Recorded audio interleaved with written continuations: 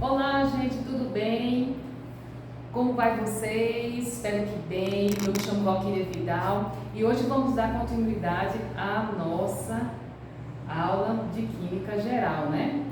Na aula passada, nós vimos assim uma revisão básica, né, de matéria, de objeto, né, de corpo, e também fizemos uma abordagem sobre misturas, sobre substâncias.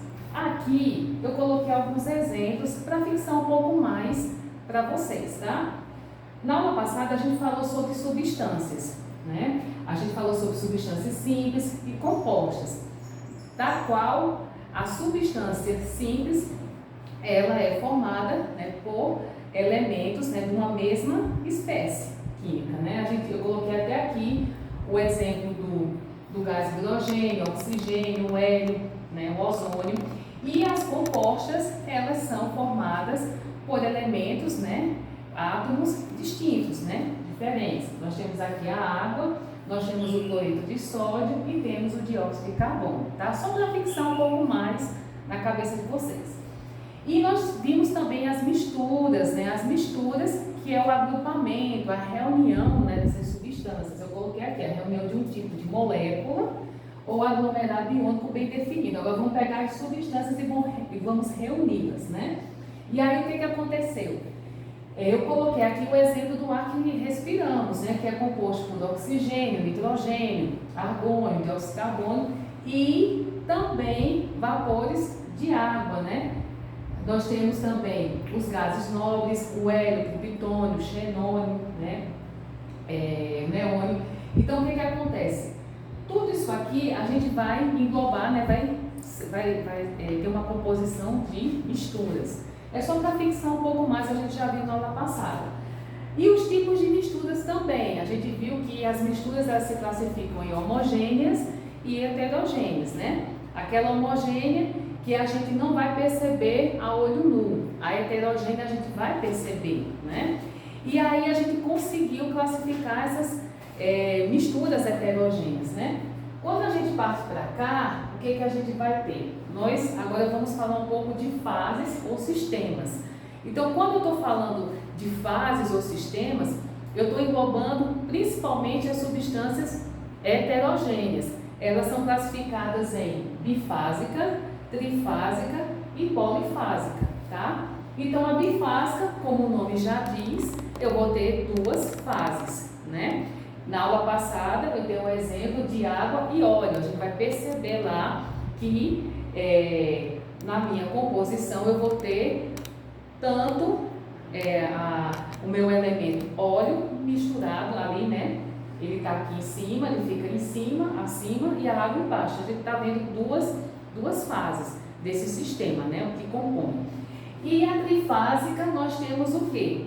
3 fases. Eu posso ter o gelo, ou seja, a água, né, que é o gelo na forma sólida, a água na sua forma líquida, no seu estado líquido, e mais a areia. Então, eu posso visualizar essas 3 fases compondo, né, o meu sistema. E temos a polifásica, que tem mais de 3 fases. Ou seja, eu coloquei aqui, nós vamos ter, a gente pode pegar um sistema com óleo, a areia, você pode fazer até em casa, o óleo, a areia, a água e serragem. Então, vai compor 4 fases. E quando trata-se de monofásica, já está falando, eu vou ter uma fase. Ou seja, vai corresponder sempre às substâncias homogêneas, tá bom? E o que é que vai acontecer? Partindo-se para as transformações da matéria, que a gente já vê lá no ensino fundamental, né? E o que a gente vai ter? A fase sólida, líquida e gasosa. Então, eu coloquei aqui um exemplo bem prático, bem simples, né? A água no estado sólido, no estado líquido e no estado gasoso.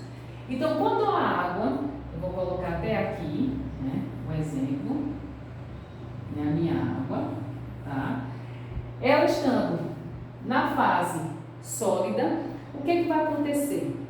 As moléculas elas vão estar ali presas, vamos dizer assim, compactadas. Eu não vou ter espaço para que elas possam o quê? Se movimentarem.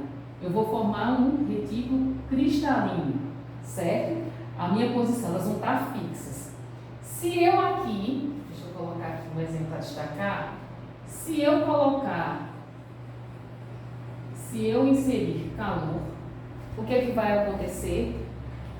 Essas moléculas de água, elas vão estar um pouco mais dispersas, ou seja, eu vou ter mais mobilidade entre elas. Eu vou ter um espaço para que essas moléculas se movimentem dentro da minha estrutura. Se eu insiro mais calor, o que é que vai acontecer? Eu vou ter um grau de agitação maior nessas moléculas, ou seja, eu vou ter um espaço maior entre elas, permitindo que elas se movimentem mais, né, por causa do grau de agitação.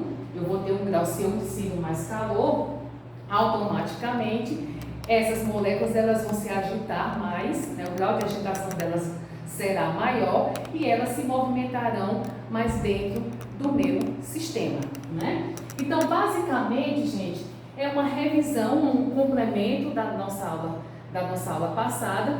E na próxima aula eu vou aqui colocar, vou desenhar para vocês o gráfico desse estado físico da matéria. Te vejo lá.